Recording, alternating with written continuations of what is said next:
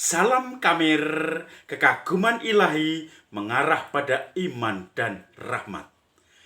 Ingin aku menangis saat aku terpaku mengenangkan nasib diri yang tiada arti.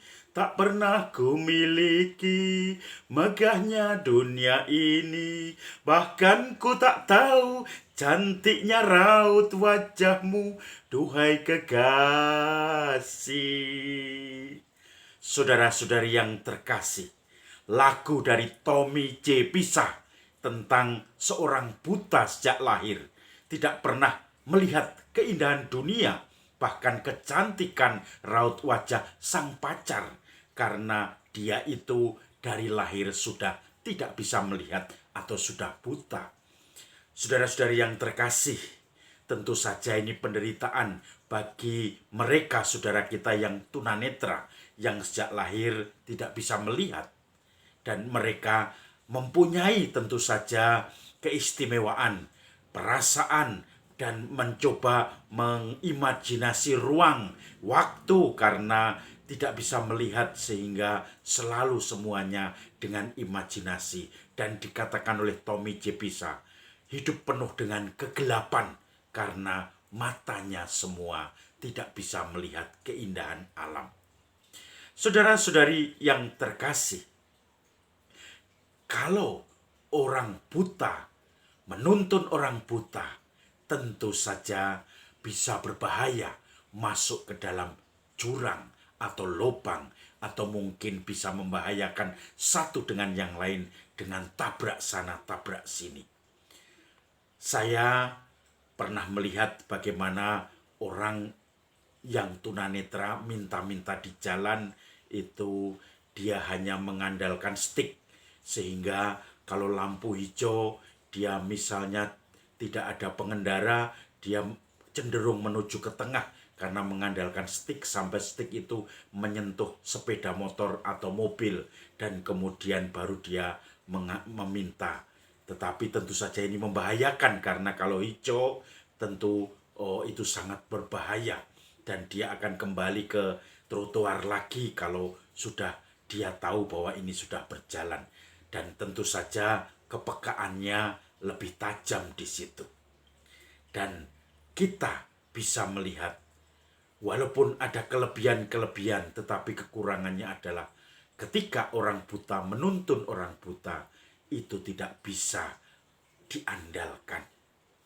Saudara-saudari yang terkasih, hari ini merupakan minggu ke-8 dan minggu terakhir sebelum kita memasuki masa Prapaskah. Yesus mengatakan, dapatkah orang buta menuntun orang buta? Kalau itu terjadi, maka keduanya akan menuntun di dalam lubang dan kejatuhan. Yesus juga menambahkan, kalau kamu ingin mengambil selumbar di mata saudaramu, tetapi kamu sendiri tidak melihat balok di matamu, bagaimana mungkin itu terjadi? Balok di matamu saja tidak kamu lihat, apalagi selumbar di sesamamu. Dan kamu seakan-akan berusaha ingin mengkritik sesamamu, ingin mengambil selumbar itu, sementara balokmu tidak pernah kamu perhatikan, tidak pernah kamu ambil. Buah yang baik pasti akan muncul dari pohon yang baik. Tidak ada rumput liar akan berbuah buah ara atau buah anggur. Semuanya pasti jahat. Tetapi semua yang jahat, pohon yang tidak baik akan mengeluarkan buah yang tidak baik juga. Saudara-saudari yang terkasih, saya rasa ini sesuatu hal bagi kita yang diingatkan oleh Yesus menjelang masa Prapaskah.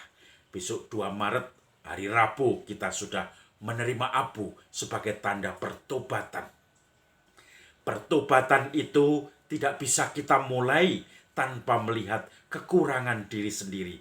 Kalau hanya melihat kekurangan orang lain, maka tadi dikatakan, kalau kita tidak bisa melihat kekurangan diri sendiri, artinya kita buta. Bukan secara fisik, tetapi buta mata batin kita, hati kita. Bagaimana mungkin kita akan menuntun orang yang buta juga, karena itu akan menjerumuskan semuanya.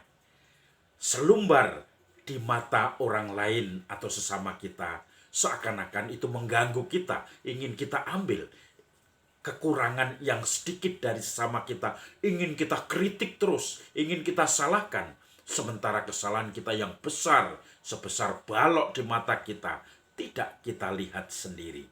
Maka itu kecenderungan manusia, selalu menunjuk orang lain, kesalahan-kesalahan, kekurangan-kekurangan, alasan-alasan kegagalan, tetapi tidak pernah menunjuk diri sendiri sebagai penyebab dari kesalahan, penyebab dari kegagalan, dan seakan-akan dirinya sempurna, padahal tidak bisa melihat. Maka di masa Prapaskah ini, saudara-saudari yang terkasih, kita diajak untuk melihat diri sendiri, balok di mata kita. Jangan buru-buru melihat selumbar atau kesalahan yang tipis terhadap sesama kita, tetapi balok kesalahan yang besar di mata kita, dalam diri kita, harus kita koreksi, harus kita bongkar, supaya itu kita sesali dan kita tobati dan kita masuk dalam pertobatan. Sangat sering dalam masyarakat kita melihat orang yang sukanya mengkritik orang lain, mencari kesalahan orang lain, melihat orang lain sebagai penyebab dari segala kegagalan, melihat orang lain sebagai hal yang negatif, tetapi tidak pernah melihat diri sendiri, kesalahannya. Tanpa sadar dia sudah dirasani, dibicarakan banyak orang, bahwa orang itu hanya omong kosong, orang itu mengkritik sana sini, tetapi dia melakukan hal yang sama. Dia jatuh dalam kritiknya, dalam kritik yang sama kepada orang lain, padahal dia sendiri itu melanggarnya. Aturan-aturan yang dia buat, ketentuan-ketentuan bisa enak dia langgar, tetapi orang lain tidak boleh melanggar. Dan ini yang akhirnya membuat orang-orang jengah. Dan orang sering mengatakan, gajah dibelangkoni. Iso kojah, iso ngomong, ora iso ngelakoni. Karena mengkritik orang lain saja, tidak pernah koreksi diri. Semoga masa Prapaskah ini kita bisa mengkoreksi diri, bertobat atas diri sendiri, baru setelah itu kita siap kemudian mencoba bersama-sama mengajak sebagai gereja umat Allah untuk semakin maju di dalam Tuhan. Salam Kamir, kekaguman ilahi mengarah pada iman dan rahmat. Hei.